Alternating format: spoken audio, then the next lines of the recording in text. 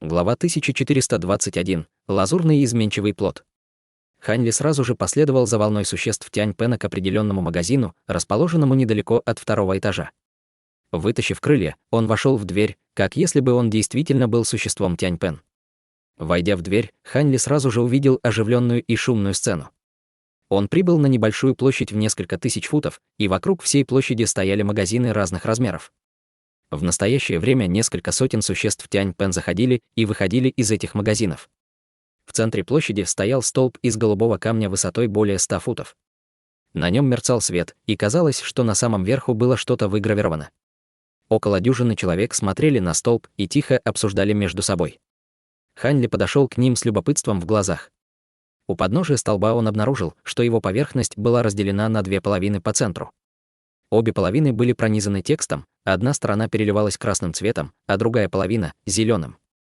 Хань Ли сфокусировал свой взгляд на двух разных текстах и обнаружил, что все они были названиями предметов, некоторые из которых были очень знакомы, а другие — совершенно незнакомыми. Более того, эти строки текста периодически всплывали и исчезали. Рядом со столбом сидел мужчина средних лет с полузакрытыми глазами, который выглядел как охранник. В этот момент человек внезапно выбрался из толпы, а затем шагнул вперед и протянул несколько духовных камней охраннику, сидящему у столба. Охранник средних лет открыл глаза, а затем кивнул и протянул этому человеку короткую красную палку. Мужчина взял красную палку и быстро провел ею по некоему пустому участку на каменном столбе. Несмотря на то, что человек двигался очень быстро, Хань Ли смог уловить его действия, используя свои глаза духовного прозрения. Когда короткая палка пронеслась по воздуху, появилось несколько мерцающих красных символов, которые в мгновение растворились в каменном столбе. Спустя мгновение эти красные символы всплыли на том же самом месте. Хань Ли был весьма удивлен увиденным.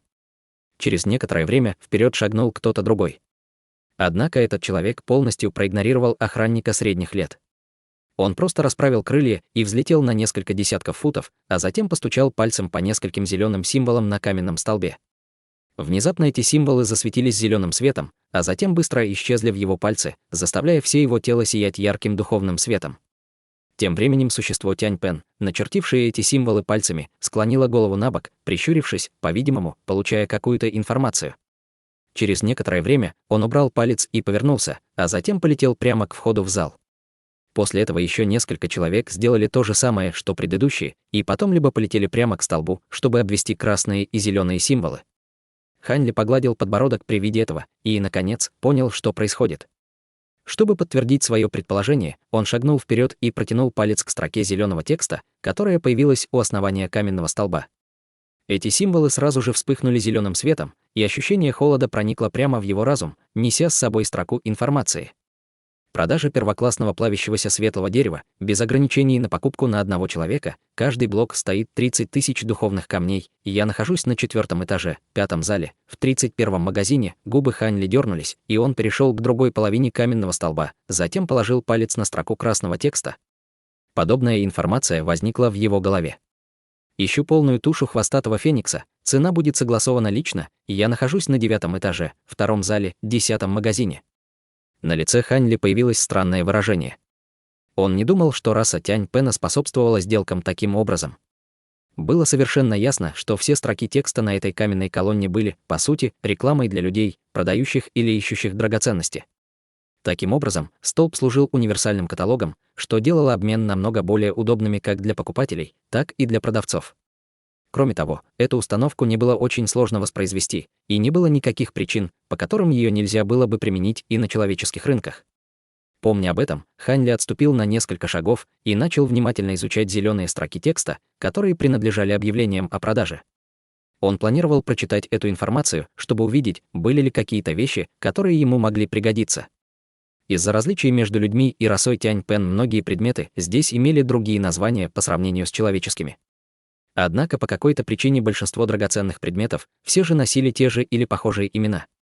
В частности, некоторые материалы, которые были чрезвычайно ценны для обеих рас, назывались одинаково. Это стало большим сюрпризом для Хань Ли, когда он впервые освоил язык расы летающих духов. Однако, даже если он обнаружил, что это довольно озадачивало, он, естественно, не собирался ходить в поисках ответа. Он просто молча осмотрел каменный столб, ища все, что привлекло его внимание.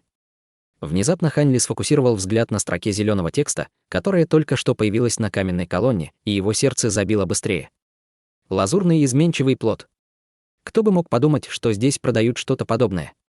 На лице Ханли вспыхнул возбужденный румянец. Этот фрукт был основным ингредиентом легендарной таблетки, трансформирующей небесной таблетки, и он определенно был среди духовных фруктов, которых Ханли искал больше всего. Хотя эта таблетка не была такой экстраординарной, как таблетки черного пламени, но она тоже могла повысить вероятность прорыва на позднюю стадию пространственного закаливания на несколько десятков процентов. Таким образом, они определенно были более ценными, чем таблетки черного пламени в глазах большинства высокоранговых культиваторов, включая даже некоторых могущественных существ на стадии интеграции тела или выше. Употребление всего одной трансформирующей небесной таблетки могло естественным образом помочь культиватору пространственного закаливания преодолеть узкое место, но в действительности большинство людей не стали бы использовать эту духовную таблетку таким образом. Большинство людей, которые искали ее, намеревались употреблять ее вместе с другими духовными таблетками. Это было потому, что трансформирующая небесная таблетка не только сама по себе обладала необычайным эффектом, но и прекрасно сочеталась с большинством духовных напитков без потери эффективности. Самым невероятным из всего было то, что если эту таблетку нужно было употреблять с другими духовными таблетками, была определенная вероятность, что она могла бы усилить лечебный эффект этих дополнительных таблеток на 30%, почти 50%. Это означало, что если бы у Ханли были таблетки, которые могли бы повысить его магическую силу в той же степени, что и 10 лет напряженной культивации, и смог употребить их с трансформирующей небесной таблеткой, то была определенная вероятность того, что его магическая сила повысится в такой же степени, как 15 лет напряженной культивации.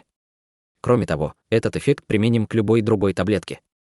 Таким образом, чем реже и дороже таблетка, тем больше хотелось употребить ее вместе с трансформирующей небесной таблеткой. Если бы кто-то сорвал джекпот и получил улучшающий эффект, это, естественно, было бы огромной удачей. Однако было довольно сложно определить вероятность такой удачи. Когда-то был человек, который принял 4 таблетки подряд, и каждая таблетка могла усилить действие дополнительной принятой таблетки. Были также истории о людях, продавших все, что у них было, чтобы купить несколько трансформирующих небесных таблеток в качестве финального рывка, но в итоге, не получив никакого эффекта улучшения, это приводило их в полное уныние и отчаяние. Даже в этом случае, как только эти духовные таблетки появлялись, бесчисленное количество культиваторов сходили с ума из-за них. Все лазурные изменчивые плоды около 3 человеческих областей были собраны чуть более чем за 1000 лет, и что еще больше расстраивало, так это то, что этим фруктам потребовалось до 6000 лет, чтобы достичь полной зрелости. Более того, каждое духовное дерево приносило только один плод, и после того, как плод был сорван, дерево теряло всю свою духовную ци и превращалось в обычное дерево. Таким образом, многие крупные секты пытались взрастить этот плод в больших масштабах, но это просто не стоило вложений. Однако время от времени все же появлялись люди, которым удавалось достать несколько этих плодов из глубин первозданного мира, и каждая появляющаяся трансформирующая небесная таблетка неизбежно приводила к кровопролитию между высокоранговыми культиваторами. Большинство из них попали в руки могущественных существ на стадии интеграции тела или выше. Когда Ханли впервые услышал об этом духовном фрукте в городе высшего неба, он, естественно, чрезвычайно заинтересовался им, мечтая о возможности массового производства его с использованием его зеленой жидкости. К сожалению, даже семена лазурного изменчивого плода были чрезвычайно редким типом духовных растений, и срок их хранения был очень коротким. Таким образом, ни один из этих фруктов нельзя было найти в 3 регионах и 7 территориях. Следовательно, Ханли мог только подавить свое волнение и оплакивать свое невезение. Однако теперь, когда он увидел этот духовный плод на каменном столбе, он был так взволнован, что едва сдерживался. Не обращая внимания на все остальное на каменной колонне, он тут же взмахнул крыльями и поднялся в воздух, в мгновение ока достиг середины колонны, а затем коснулся пальцем этой строки текста. Во вспышке ярко-зеленого света в его голове мгновенно появилась цепочка информации. Однако, оценив содержание этой строки информации, брови Ханли слегка нахмурились. «Я должен встретиться с продавцом лично». «Это может быть немного неприятно», — пробормотал Ханли, когда волнение на его лице исчезло. Однако, видя, что есть шанс заполучить лазурный изменчивый плод, он, естественно, не собирался сдаться, независимо от того, насколько неприятными могли быть обстоятельства. Таким образом, немного подумав, Ханли улетел в виде полоски лазурного света. Выйдя из зала, он полетел прямо вверх, до 9-го этажа, а затем полетел вперед по коридору. Через некоторое время Ханли взглянул на строку текста, начертанную над воротами определенного зала, и тут же влетел внутрь. Этот зал был идентичен предыдущему. И его площадь, и обстановка были зеркальным отражением зала, из которого только что вышел Хань Ли. Однако здесь явно было значительно меньше существ Тянь-Пэн, чем на нижних этажах, всего около 30 человек. Хань Ли прищурился и оглядел окрестные магазины, затем направился к магазину среднего размера, расположенному в углу холла. Этот магазин был разделен на 2 этажа, и внутреннее пространство было скрыто за слоем мутного лазурного света. Над дверью висела бледно-красная нефритовая табличка с надписью «Тысячи молний». Намек удивления промелькнул в глазах Хань Ли от увиденного, но вскоре выражение его лица вернулось к норму. Затем он без колебаний вошел в магазин за световым барьером. Таким образом, он оказался в просторной комнате размером до 40 футов. В комнате находился глянцевый черный деревянный стол и несколько бледно-желтых деревянных стульев, а также 7 или 8 деревянных полок, которые выглядели довольно ветхими. На полках лежала куча случайных товаров, а худой мужчина средних лет, который, казалось, был владельцем магазина, сидел за деревянным столом вместе с парой существ Тянь-Пэн. Хань Ли тайно охватил своими духовными чутьем этих 3 людей, и его выражение лица немного изменилось.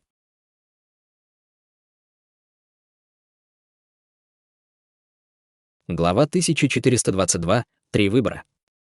Эти 2 существа Тянь-Пэн средних лет состояли из мужчины и женщины и выглядели парой. В настоящее время они что-то обсуждали с владельцем магазина, и один из них был культиватором на ранней стадии пространственного закаливания, а другой — на средней стадии пространственного закаливания. Хозяин магазина был культиватором на поздней стадии пространственного закаливания. Зачем человеку с его уровнем культивации иметь здесь магазин, Хань Ли был весьма удивлен, увидев это. В этот момент пара обратила внимание на Хань Ли.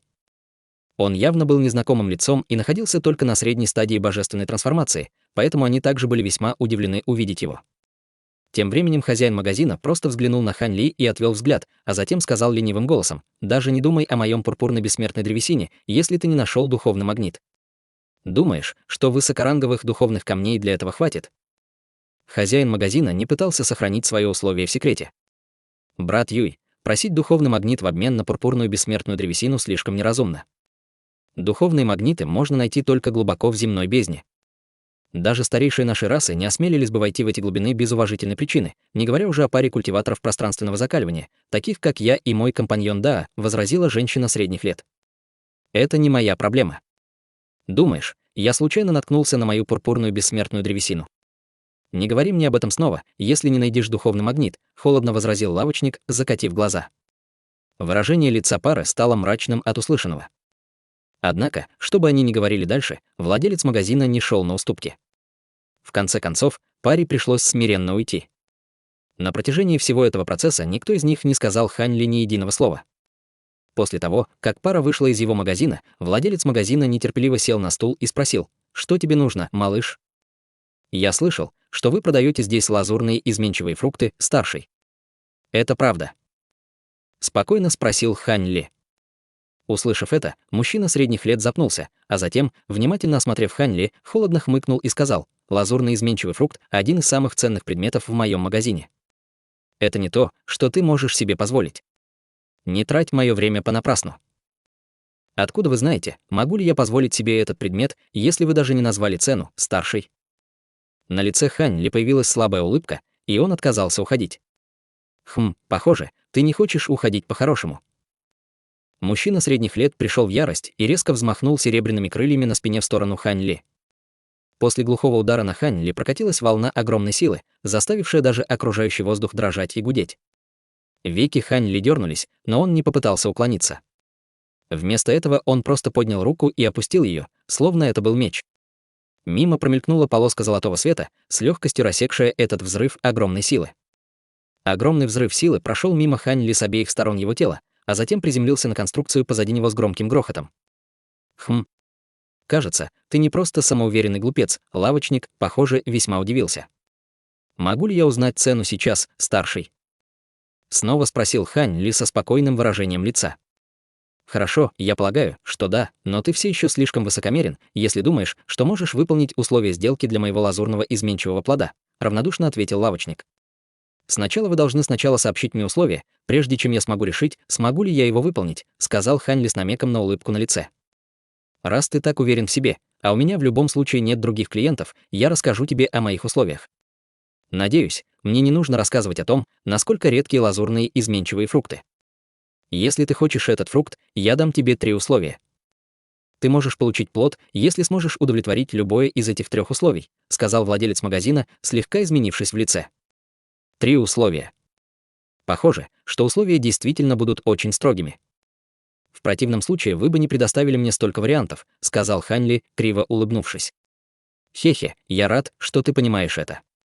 Если ты сможешь доставить легендарный цкий цветок лотоса или кристалл темной крови, тогда я могу сразу отдать тебе лазурный изменяющийся фрукт, холодно усмехнулся мужчина средних лет. Эти 2 предмета существуют только по слухам, и еще не подтверждено, можно ли их на самом деле найти в этом мире. Нет никакого способа, чтобы я мог владеть ими, Ханли немедленно покачал головой в ответ. Хе-хе, существуют только в слухах, да? Услышав это, на лице мужчины средних лет появилась насмешливая ухмылка. Раз ты думаешь, что первое условие невозможно выполнить, второе определенно достижимо. Если у тебя есть 500 высокоранговых духовных камней, я подумаю о том, чтобы отдать тебе свой лазурный изменчивый фрукт. 500 высокоранговых духовных камней? Вы, конечно, шутите, старший. Даже старейшины расы Янь-Пен, скорее всего, не смогут достать столько духовных камней этого ранга. Я не могу выполнить это условие, на лице Хань Ли мелькнуло недовольство. Если бы владелец магазина попросил у него только 100 высокоранговых духовных камней, то он мог бы продать свои духовные растения, возможно, смог бы наскрести столько камней. Однако 500 было слишком много, и он даже не считал это возможным вариантом. ПФ, лазурный изменчивый фрукт принадлежит мне. Если я думаю, что он стоит такой цены, то я, естественно, поставлю такое условие, невозмутимо сказал лавочник. Хань Ли ничего не ответил на это. Если ты не можешь принять первые 2 условия, то последнее, скорее всего, будет для тебя еще более невыполнимым. Все еще хочешь его услышать? Холодным голосом спросил мужчина средних лет. Пожалуйста, назовите его старший. Мрачным выражением на лице ответил Ханли. Услышав ответ Ханли, на лице продавца появилось странное выражение. Спустя какое-то время он продолжил: последнее условие — это не то, что может выполнить каждый. Прежде чем я сообщу его тебе, я должен сначала спросить у тебя кое-что. Умеешь ли ты владеть силой молнии? Силой молнии. Зрачки Ханли сжались от удивления. В самом деле, если у тебя нет молниеносных способностей или ты недостаточно разбираешься в молнии, мне не нужно рассказывать тебе о 3-м условии. Ханли был немного сбит с толку, но, немного подумав, он все же честно ответил: если это сила молнии, то я действительно могу сказать, что я довольно опытен в ней. Вот как? Твои слова не имеют значения. Покажи мне свои навыки, и я решу, имеешь ты право услышать 3-е условие. Мужчина средних лет не собирался верить Ханли на слово. Конечно, ответил Ханли и небрежно взмахнул крыльями. Сразу же раздался громкий удар грома, и на крыльях Ханли появились бесчисленные дуги серебряных молний. Затем молния переплелась и сжалась, мгновенно образуя дюжину или около того серебряных шаров молний вокруг Ханли. Каждый шар молнии был размером с человеческий кулак, и все они беспорядочно трещали и вспыхивали. От ужасающей силы, заключенной в этих шарах молнии, зрачки мужчины средних лет немного сузились, и на его лице появился намек на восторг. Ты не преувеличивал. Твое мастерство овладения силой молнии действительно весьма примечательно. Ты имеешь право услышать последний вариант. На самом деле это все довольно просто, тебе даже не нужно ничего предлагать в обмен на лазурный изменчивый фрукт. Ты просто должен помочь мне приручить духовного зверя с атрибутом молнии. Укрощение духовного зверя. Глаза Ханли загорелись от удивления и легкого волнения. Что? Ты думаешь, это будет легко? По правде говоря, этот духовный зверь довольно особенный. Я уже поймал его живым, но не смог приручить. Я заручился поддержкой многих людей в попытке приручить его, но все они потерпели неудачу. На самом деле, среди них было довольно много людей с недостаточной силой молнии, и они пострадали от ответной реакции этого духовного зверя. Однако с твоим мастерством в силе молнии это маловероятно. Но сначала я должен дать тебе отказ от ответственности. Я не беру на себя никакой ответственности, если ты будешь ранен или убит, сказал мужчина средних лет многозначительным голосом. Духовный зверь с элементом молнии. Не могли бы вы сказать мне, что это за духовный зверь, старший? Спросил Ханли, нахмурив брови. Боюсь, я пока не могу тебе этого сказать. Если ты решишь мне помочь, я могу показать тебе этого зверя, и тогда ты узнаешь, что это такое. В глазах мужчины средних лет вспыхнул хитрый свет. Услышав это, Ханли погладил подбородок, и неоднозначный ответ этого человека его несколько встревожил, но он все же быстро взвесил ситуацию. Этот человек был культиватором на поздней стадии пространственного закаливания, но даже он не мог приручить этого духовного зверя, так что зверь должен был быть в чем-то особенным. Тем не менее, он был довольно прозрачен в отношении ситуации, не считая своего нежелания раскрывать, что это за духовный зверь, так что его предложение действительно выглядело довольно искренним. Подумав какое-то время, Хань Ли заговорил снова, и сказали, что мне нужно приручить его, но что именно мне нужно делать, старший? Твоя работа будет заключаться в том, чтобы починить его мне, чтобы он принял мою церемонию признания мастера, без колебаний ответил мужчина средних лет. Если это все, что мне нужно сделать, я готов помочь вам, старший, довольно быстро ответил Хань Ли. Хорошо. Мне нужно подготовить кое-что заранее для церемонии признания мастера. Вернись сюда через 4 дня, сказал продавец, и на его лице появилась улыбка. Я обязательно сделаю это. Прощайте, старший, сказал Хань Ли, сложив кулак в знак прощания, а затем быстро вышел из магазина.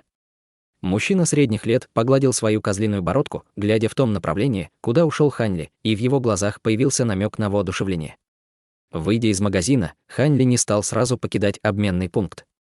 Вместо этого он вернулся к каменному столбу для обмена информацией, надеясь найти другие предметы, которые ему понравятся. Хань Ли покинул обменный центр только с приподнятым настроением прямо на пороге закрытия. Он действительно получил здесь щедрые награды. Помимо рекламы лазурного изменчивого фрукта, на каменной колонне была также реклама многих драгоценных материалов, которые были чрезвычайно редкими среди человеческих культиваторов. Некоторые из них были материалами для обработки инструментов, а другие состояли из духовных напитков и растений. Среди них было одно конкретное духовное растение, которое было одним из основных ингредиентов наряду с золотыми кристаллическим насекомым для усовершенствования проекции первозданного истинного дьявола. Это, естественно, было источником восторга для Хань Ли. Если бы он смог найти 2 других необходимых духовных растения, он бы собрал бы все ингредиенты, необходимые для проявления истинного тела. Помня об этом, Хань Ли полетел вдаль в виде полоски лазурного света. Следующий день приближался к 3-му дню с тех пор, как он заключил соглашение с великим старейшиной расы Тянь-Пен. Однако Хань Ли слегка улыбнулся, летя по воздуху, по-видимому, уже забыв об этом соглашении.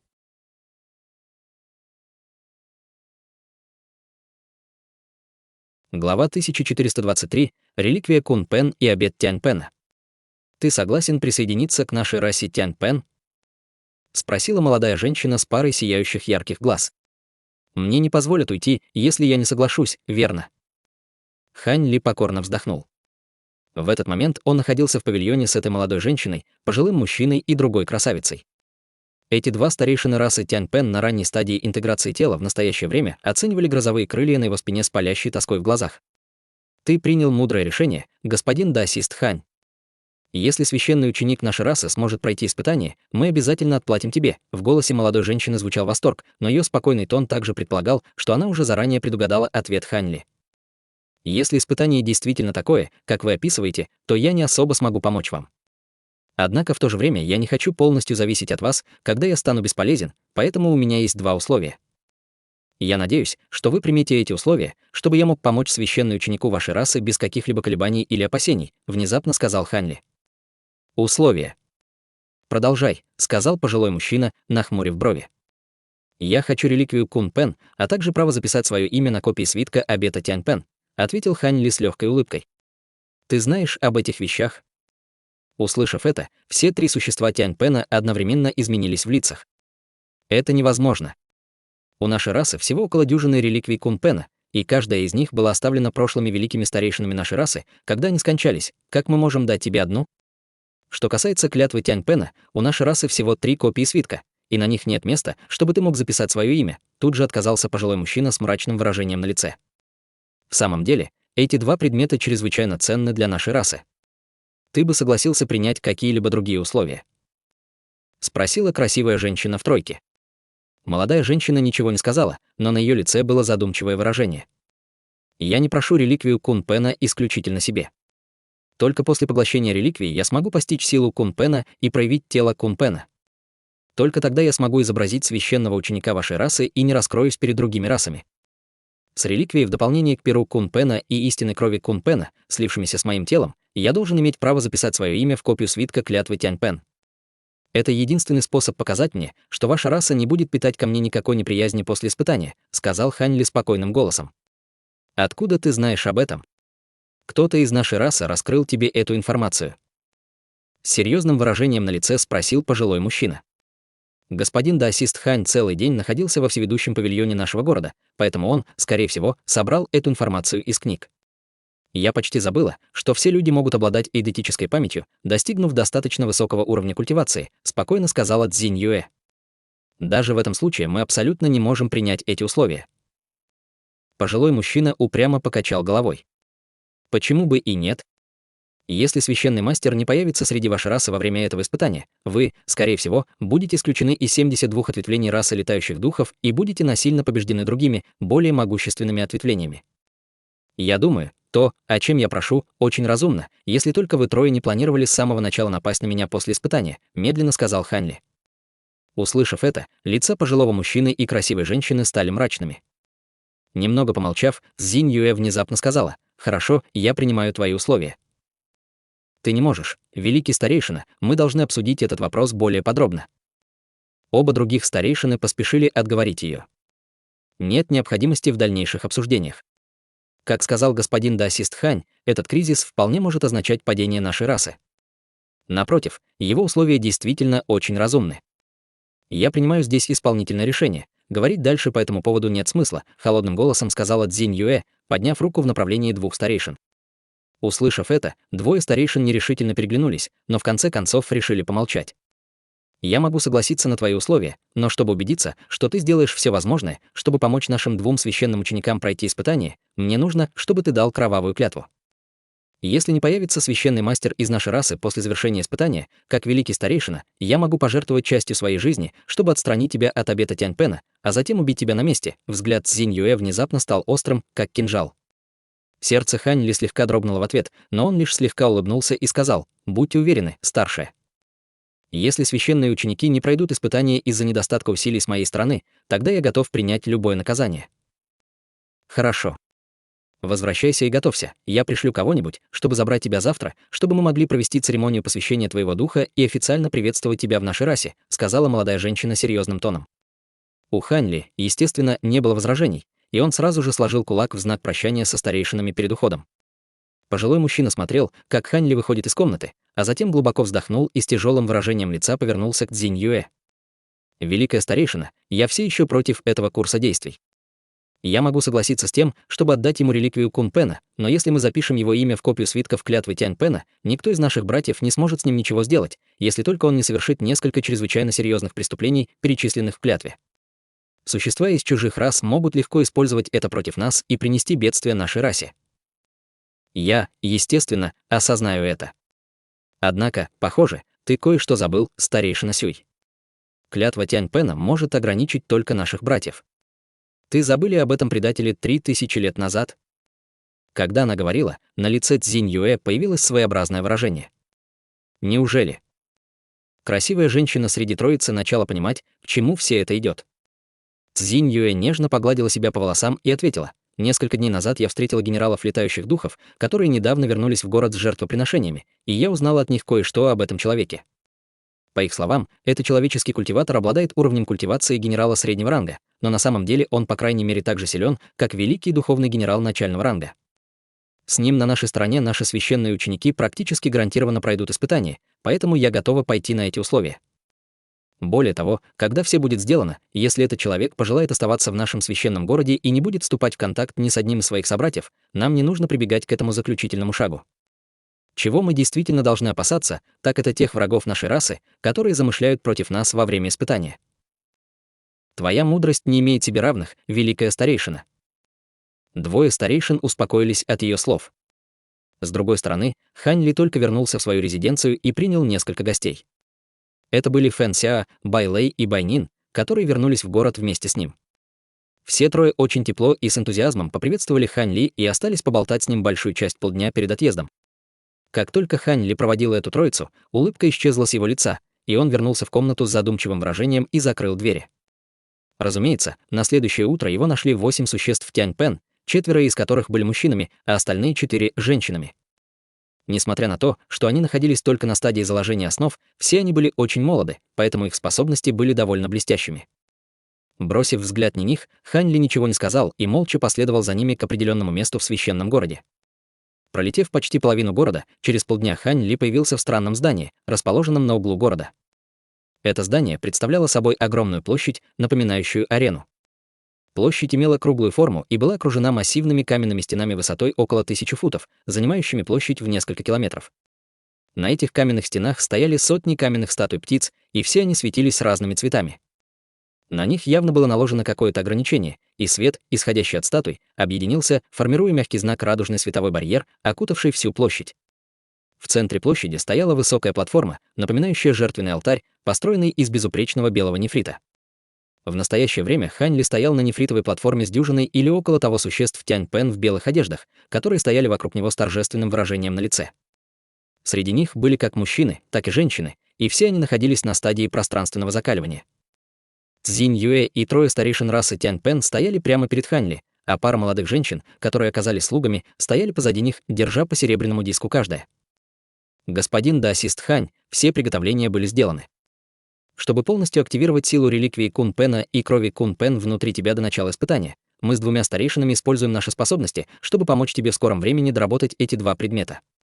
Затем мы дадим тебе технику трансформации нашей расы Тянь Пен. Надеюсь, ты не разочаруешь нас, господин да-ассист Хань», сказала Цзинь Юэ, глядя прямо в глаза Хань Ли. «Будьте уверены, старшая. Я уже дал обещание всем вам, поэтому я обязательно сделаю все, что в моих силах, чтобы помочь священным ученикам», серьезно ответил Хань Ли. «Хорошо.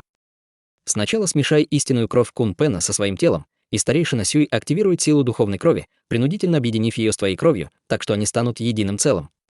Процесс будет немного болезненным, но я уверена, что ты справишься с этим. После этого ты сможешь принять реликвию Кун Пена, и я лично помогу тебе ее очистить. Во время этого процесса тебе следует быть осторожным, чтобы не получить негативную реакцию от силы реликвии. В конце концов, ты не настоящее существо Тянь Пен, поэтому эта процедура может быть довольно опасной, предупредила Цзинь Юэ. Хань Ли, естественно, кивнул в ответ. Готовность Хань Ли к сотрудничеству была очень приятной для Цзинь Юэ, и она также кивнула ему, а затем взмахнула рукой за спиной. Одна из служанок немедленно почтительно подошла к Цзинь Юэ и протянула серебряный диск в руке великому старейшине. Цзинь Юэ равнодушно взглянула на серебряный диск и щелкнула пальцем по экрану света. Во вспышке белого света появился лазурный пузырек размером с большой палец. Флакон выглядел довольно старым и не был сделан ни из металла, ни из нефрита.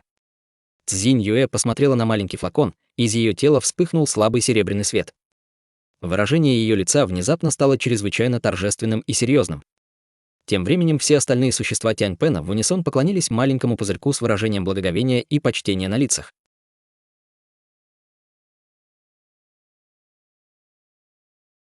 Глава 1424. Слияние истинной крови. Цзинь Юэ начала петь что-то приятным для ушей голосом и указала пальцем на маленький пузырек. С кончиков ее пальцев вылетела лазурная нить и ударила по флакону, в результате чего флакон задрожал и поднялся в воздух, направляясь прямо туда, где находился Хань Ли. Хань Ли сразу же сел на нефритовую платформу, скрестив ноги. В этот момент старейшина Сюй и красивая женщина одновременно подняли руки, призывая каждый предмет, один из которых был багровым, как кровь, а другой имел освежающий зеленый оттенок. Это были, соответственно, цветок малинового лотоса размером с ладонь и зеленый банановый лист. Цветок малинового лотоса начал вращаться на месте, увеличиваясь до 10 футов в размере и источая слабый аромат. Между тем, банановый лист также увеличился до размеров взрослого человека во вспышке зеленого света, и на его поверхности появилась серия странных зеленых рун, сияющих ослепительным светом. Хань Ли приподнял брови, но прежде, чем он смог определить, для чего служат эти два предмета, багровый лотос уже стал спускаться к его голове. Хань Ли сначала был поражен этим и внезапно ощутил прилив невесомости, когда его нежно поднял в воздух багровый цветок лотоса. Слабый аромат цветка лотоса доносился до его ноздрей, вызывая легкое опьяняющее ощущение. Однако Хань Ли не запаниковал. Вместо этого он просто сидел в центре цветка лотоса с прищуренными глазами. Выглядело так, будто он заснул, хотя на самом деле старался сохранить в своем уме лучик ясности. Старейшина Сюй издал тихий крик, и лепестки малинового цветка лотоса медленно сошлись к центру. В мгновение эка все лепестки соединились, образуя яркий красный бутон. При виде этого Цзинь Юэ щелкнула обоими пальцами в сторону маленького пузырька. Из ее пальцев снова вырвалось несколько лазурных нитей и мгновенно исчезли в маленьком пузырьке. Вслед за этим из маленького пузырька вырвался шар зеленого света, и его крышка внезапно исчезла, а изнутри появился шар лазурного света. Раздался птичий крик, и шар света отступил, превратившись в лазурную птицу размером в несколько дюймов, которая попыталась расправить крылья и улететь. Однако Цзинь Юэ была к этому готова и сразу же взмахнула золотыми крыльями на спине. С ее крыльев вырвались полоски золотого света, полностью окутав лазурную птицу внутри. Птица какое-то время боролась со светом и превратилась в маленькую каплю лазурной жидкости, сквозь которую просвечивал слабый оттенок серебряного света. Затем Цзинь Юэ со спокойным выражением лица сделал печать заклинания рукой, а затем указал пальцем на каплю лазурной жидкости. Золотой свет задрожал и устремился в лазурную жидкость к бутону цветка. Лазурная капля жидкости с грохотом исчезла в багровом лотосе, а золотой и малиновый свет переплелись. Прямо в этот момент тело старейшины Сю покачнулось, и он, словно призрак, появился на одной стороне цветка багрового лотоса. Затем он поднял руку и положил ее на цветок лотоса, расправив пару серебряных крыльев на своей спине. Из его руки в малиновый цветок лотоса начал струиться серебряный духовный свет, и в это же время с другой стороны цвета появилась красивая женщина и начала повторять действия старейшины Сюэ. Однако духовный свет, исходящий из ее ладони, был белым. Внезапно из багрового лотоса раздался жужжащий звук, а багровый свет на его поверхности тоже начал беспорядочно мигать. В этот момент парящий в воздухе зеленый банановый лист тоже спустился сверху. Однако, как только он вошел в контакт с цветком малинового лотоса, банановый лист взорвался, выпустив бесчисленные зеленые линии во всех направлениях, которые в следующее мгновение растворились в цветке лотоса. Сразу после этого на поверхности багрового лотоса появилась серия странных зеленых узоров. В следующее мгновение багровый свет погас, и гудение тоже утихло. Старейшина Сюй и красавица, не обращая на это внимания, закрыли глаза, всем сердцем сосредоточившись на том, чтобы ввести чистый духовный свет в цветок лотоса. Однако Цзинь Юэ тяжело вздохнула с облегчением при виде этого и пробормотала себе под нос. Это именно то, что я и предсказывала. Аура в теле этого человека способна принять истинную кровь Кун Пена. Самое важное, теперь нужно увидеть, какую часть силы крови Кун Пена он сможет активировать как человек. После этого Цзинь Юэ повернулась к другим высокоранговым лицам расы Тянь Пен, стоявшим поблизости, и сказала холодным голосом: «Вы все видели, что произошло. Выживание нашей расы зависит от этого человека. Следовательно, все вы должны хранить всю информацию об этом человеке в строжайшей тайне для внешнего мира. С этого момента этот человек будет известен как третий священный ученик, которого мы втайне ото всех взращивали, отправив далеко отсюда для культивации». Понятно. Существа Тянь Пена на стадии пространственного закаливания зашевелились и поклялись в унисон: «Да, великач-старейшина, мы не скажем ни одной душе». Цзинь Юэ кивнула, и выражение ее лица смягчилось. «Я верю, что вы тоже не станете причинять вред нашей расе. Через 2 месяца я выберу несколько человек среди вас, которые будут сопровождать меня и священных ученики на испытание». 2 месяца. Почему мы отправляемся так рано? Разве у нас не целый год впереди? Сразу воскликнул кто-то. По всей видимости, около дюжины рас, включая расу Чижун и расу Воронов, просили провести испытание раньше назначенного времени. Наши старейшины категорически возражали против этого предложения на Совете старейшин, но оно все же прошло большинством голосов. Почему? Конечно, они должны хотя бы указать причину для этого, вмешался другой Тянь Пен в ярости. Конечно, они подготовили причину. Они говорят, что в последнее время земная бездна была слишком хаотичной, поэтому лучше всего провести испытание раньше, на случай каких-либо непредвиденных обстоятельств, спокойно объяснила Цзинь Юэ. Демоны земной бездны всегда были заклятыми врагами нашей расы летающих духов, когда там не было хаоса. Они сделали это, чтобы нацелиться на более слабые ответвления. Другой Тянь Пен вспыхнул от ярости. Нет смысла обсуждать этот вопрос дальше. Группа старейшин уже вынесла свой вердикт, поэтому нам остается только принять его. Помимо предстоящего испытания, к которому мы должны подготовиться, в последнее время на нашей территории часто появлялись существа чужеземных рас, и они безрассудно грабят наши земли. Я поручаю некоторым из вас войска, чтобы они немедленно отправились в путь и поубивали этих отвратительных трусов. Обязательно преподайте всем такой урок, чтобы они его надолго запомнили. Голос Цзинь Юэ внезапно стал холодным. Да, великая старейшина. Существа Тянь Пена ответили в унисон, опустив головы. После этого Цзинь Юэ начала каждому назначать миссии, и один за другими существа Тянь Пен стали покидать площадь для их выполнения. В мгновение эка нефритовая платформа стала практически пустой. Кроме Цзинь Юэ и 2 старейшин, а также 2 слуг, стоящих за Цзинь Юэ, на платформе больше никого не осталось. Цзинь Юэ повернулась и бросила взгляд на цветок красного лотоса, куда 2 старейшин стадии интеграции тела продолжали вливать духовный поток, и цветок, казалось, расширился еще больше. В то же время зеленые узоры на поверхности лотоса также начали беспорядочно мигать, словно стали живыми. Цзинь Юэ внезапно сделала хватательное движение к серебряному диску в руках служанки, и из диска со свистом прямо в руки женщины вырвалась белая бусина. Она взяла бусинку двумя пальцами и поднесла ближе к глазам, начав тщательный осмотр. Внезапно на ее лице появилось своеобразное выражение. «Какой великий старейшина скончался, чтобы произвести эту реликвию?» — спросила она. «Это реликвия, оставленная 9-м великим старейшиной. Согласно вашему приказу, мы нашли реликвию, хранившуюся дольше всех, и большая часть силы в ней должна была уже исчезнуть», — почтительно ответила служанка. 9-й великий старейшина. Это тот великий старейшина Хун Юнь, который изобрел способность пробуждения, но умер после того, как сошел с ума. Услышав это, Цзинь Юэ слегка изменилась в лице. Да, это реликвия, оставленная старейшиной Хун Юном. Из-за странных обстоятельств смерти старейшины Хун Юня, помимо его силы Кун Пена, в реликвии также есть намек на его остаточное духовное чутье. Если его поглотит культиватор, пучок духовного чутья потенциально может привести к нежелательным побочным эффектам. Таким образом, она все это время хранилась в секретной камере. Если вы чувствуете, что это неуместно, я могу вернуться и заменить ее на другую, обеспокоенно проговорила служанка. В этом нет необходимости, этого будет достаточно. Выражение лица Цзинь Юэ стало нормальным, и она снова перевела взгляд на цветок малинового лотоса.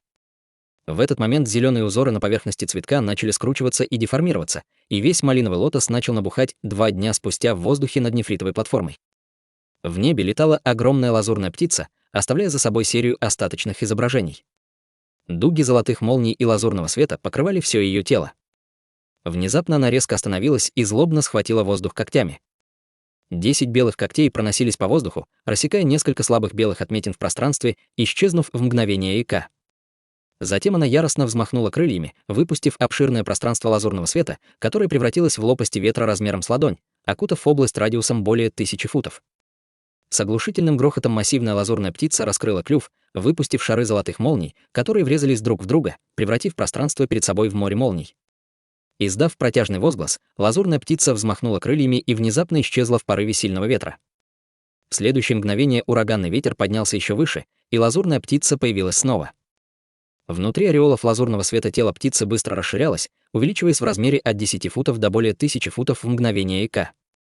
Расправив крылья, она отбросила гигантскую тень на всю нефритовую платформу. Между тем, все 3 фигуры, стоявшие на платформе, были весьма встревожены видом этой массивной птицы. «Великий старейшина, ты действительно накормил его лишь той неполной реликвией 9-го старейшины?» Недоверчиво спросил старейшина Сюй. «Ты подозреваешь, что я накормила этого человека какой-то чудо-таблеткой?» Холодным голосом спросила Цзинь Юэ с мрачным выражением на лице. «Я бы не осмелился так думать. Просто этот человек так быстро овладел техникой проявления, а истинное тело, которое он создал, превосходит тело многих великих духовных генералов. Неужели он действительно родом из человеческой расы?» Старейшина Сюй задумался со скептическим взглядом. «Ты наполнил его тело истинной кровью Кун Пена, так что ты должен лучше всех знать, что он не принадлежит к нашей расе летающих духов. По правде сказать, что я сама удивлена, что этот человек достиг такого уровня. Возможно, перо Кун Пена и истинная кровь Кун Пена в его теле уже несколько изменили его конституцию», размышляла Цзинь Юэ, пытаясь найти причину, чтобы объяснить эту ситуацию. «В этом есть смысл», вздохнула красивая женщина. Между тем старейшина Сюй по-прежнему выглядел скептически, явно неубежденный в этом.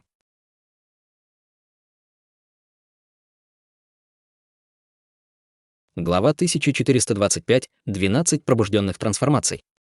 Цзинь Юэ ничего больше не сказала по этому поводу, поскольку гигантская птица в небе внезапно отдернула крылья, а затем быстро уменьшилась до своего первоначального размера во вспышке лазурного света.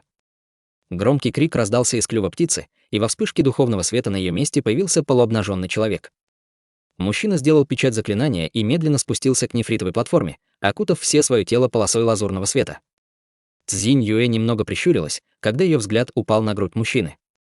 Там она увидела большую и реалистичную лазурную птицу, переливавшуюся слабым духовным светом. Этим человеком был никто иной, как Ханли, который вплавил истинную кровь Кун Пена в свое тело, а также усовершенствовал реликвию Кун Пена. Изображение на его груди было знаком того, что он обладал настоящей священной кровью и полностью активировал ее. Такой же образ появлялся и на телах всех священных учеников. С этим изображением на его теле, даже если бы существа других рас узнали о том факте, что он не был настоящим существом Тяньпена, они, скорее всего, не смогли бы придумать никаких уважительных оправданий, чтобы помешать ему участвовать в испытании. Цзинь Юэ тяжело вздохнула и утешила себя этой мыслью. Напротив, старейшина Сю и красивая женщина были очень недовольны изображением на груди Хань Ли. Он был человеком, но на его теле появился истинный священный образ, которым не обладали даже самые высокоранговые представители их расы. Это их очень огорчило. Во вспышке золотого и серебряного света на Хань Ли появились золотые и серебряные одежды. Затем он спустился к 3 старейшинам, сжав кулак в знак приветствия. «Спасибо за вашу помощь, старшие. Я уже достиг приличного уровня владения техниками проявления. Пожалуйста, предложите мне свое руководство, если я что-то делаю неправильно». Его отношение внезапно стало чрезвычайно искренним и уважительным. «Твоя техника проявления уже достаточно великолепна, так что нам нечему научить тебя, а пока ты можешь быть свободен. Через 2 месяца я отведу тебя в место для испытаний. Я также принесу копию свитка обета Тяньпэна, чтобы ты мог записать там своё имя. В течение этого времени ты можешь свободно перемещаться, не покидая священный город. Кроме того, я должна тебе сказать кое-что. Хотя ты усовершенствовал копию сокровища Кунпэна, там все же осталась часть зловещей ауры, которую мы не смогли удалить. Она будет скрываться в твоем теле, но пока с этим ничего не поделаешь.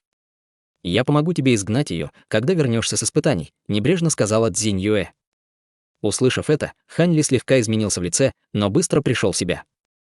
«Будьте уверены, старший, я обязательно приду на испытание через 2 месяца». Цзинь Юэ кивнула в ответ. Хань Ли сразу понял, что это сигнал к его уходу, поэтому он еще раз попрощался с 3 старейшинами и улетел прочь в виде полоски лазурного света. 3 старейшин наблюдали за тем, как Хань Ли исчез вдали, не говоря ни слова, но у всех были контрастные выражения на лицах. Цзинь Юэ смотрела в небо совершенно невыразительно, но 2 других старейшин, казалось, были в глубоком созерцании. Полдня спустя Хань Ли находился в комнате на верхнем этаже гостевого дома на деревянной кровати, скрестив ноги. Он сделал печать заклинания руками, и лазурный свет беспорядочно вспыхивал по всему его телу. На его лице был намек на агонию, а на лбу выступили большие капли пота. Глубоко вздохнув, Хань Ли убрал ручную печать, и после того, как лазурный свет погас, он снова открыл глаза. Интересно. Я не думал, что остаточное духовное чутье этого великого старейшины Хун Юня будет таким сильным. Если бы не моя техника великого развития, у меня были бы проблемы. К счастью, духовное чутье не сохранило его духовной природы, так что я могу запечатать его, пока не начну понемногу очищать его, пробормотал Хань Ли про себя. На самом деле, даже при том, что это был всего лишь обрывок духовного чутья, он когда-то принадлежал существу стадии интеграции тела, поэтому он все еще был чрезвычайно мощным, и, скорее всего, ему потребовалось бы несколько столетий, чтобы полностью очиститься. Однако выгоды, которые он получит от этого, также будут весьма значительными. После очищения этого пучка духовного чутья его собственное духовное чутье увеличится почти на 50%. Что касается следов зловещей Ци в реликвии, он не видел в этом такой большой проблемы, поскольку первозданное истинное дьявольское искусство были проклятием таких вещей. Хань Ли на мгновение остановился, а затем резко выпустил молнию. С раскатом молнии одежда на его теле исчезла в бесчисленными дугами золотых и серебряных молний. Таким образом, Хань Ли, естественно, заметил изображение лазурной птицы на своей груди. Образ Тяньпэна. Больше похоже на пробуждающийся образ, в его глазах мелькнуло удивление, и он осторожно коснулся изображения пальцем. Затем произошла невероятная сцена. На изображении лазурной птицы внезапно вспыхнул пятицветный свет, и в следующее мгновение она превратилась в пятицветного павлина с полностью раскрытыми хвостовыми перьями. Затем вспыхнул яркий золотой свет, и изображение превратилось в воющую золотую обезьяну. Наконец вспыхнул белый свет, и изображение полностью исчезло. Если бы Цзинь Юэ и 2 других старейшины расы Тяньпэн стали свидетелями только что развернувшейся сцены, они были бы полностью ошеломлены. Как мог истинный священный образ принимать разные формы и исчезать сам по себе? Вообще говоря, как только на теле появлялись истинные священные образы, они остаются с этим существом на всю оставшуюся жизнь и не могут с легкостью претерпевать какие-либо изменения. Однако Хань Ли, казалось, был очень доволен, когда посмотрел на свою грудь. Я уже освоил 3 мантры 12 пробужденных трансформаций. Мне не хватает истинной крови пятицветного павлина и гигантской горной обезьяны, поэтому я не могу по-настоящему превратиться в эти истинные духовные тела. Однако эта способность все еще невероятно мощная, пробормотал Хань Ли про себя. Это искусство культивации было тем, что Хань Ли непреднамеренно получил в результате улучшения части духовного чутья Хун Юня, и теоретически оно могло позволить ему принимать формы 12 различных типов истинных духов, поэтому его сила, несомненно, была совершенно необычной. Если бы он смог полностью овладеть всеми 12 истинными духовными телами, обладая способностями, которыми обладают истинные духи, даже истинным бессмертным из более высокого мира пришлось бы опасаться его. Конечно, это была просто экстравагантная мечта. Даже если бы он полностью овладел этим искусством культивации, он все равно достиг бы лишь очень небольшого количества способностей, которыми обладали истинные духи. К сожалению, несмотря на то, что настоящий дракон и небесный феникс были среди этих 12 форм, он все еще не получил их мантр. Эти мантры были спрятаны глубже в пучке остаточного чутья Хун Юня, и он не знал, сколько времени ему потребуется, чтобы их достичь. В противном случае, с истинной кровью дракона и кровью небесного феникса, которой он в настоящее время обладает, он сможет немедленно достичь еще 2 трансформаций. Таким образом, Хань Ли внезапно почувствовал себя довольно одиноким. Что касается трансформации Кун Пена, это было основой для 12 трансформаций, и именно в нем этот великий старейшина Хун Юнь был наиболее опытен в течение своей жизни. В противном случае, несмотря на его необычайно мощное тело, Хань Ли никак не смог бы овладеть техникой трансформации Тянь Пэна до такой степени, даже если он только что вступил в контакт с ней. Тогда Хань Ли пришла в голову одна мысль, и на его лице появилась насмешливая ухмылка. После усовершенствования реликвии с помощью Цзиньюэ, он не получил значительного увеличения силы своего духовного чутья, но ему удалось собрать некоторую полезную информацию. Этот великий старейшина Хун Юнь был гением, какого не видели десятки тысяч лет. Благодаря кропотливому исследованию трансформации Тянь Пэна он смог включить в эту технику гораздо больше истинных духовных трансформаций, тем самым создав 12 пробужденных трансформаций. К сожалению, даже будучи на стадии интеграции тела и получая много типов истинной духовной крови на протяжении многих лет, он смог изобрести только 12 трансформаций. После этого его духовное чутье и физическое тело больше не могли справляться с предъявляемыми к ним требованиями, в результате чего он сошел с ума и был убит обратной реакцией духовной крови в его теле. Но больше всего Хань Ли озадачило то, что до того, как сойти с ума, этот великий старейшина воздерживался от передачи своих мантр и искусства культивации расе Тянь Пэн.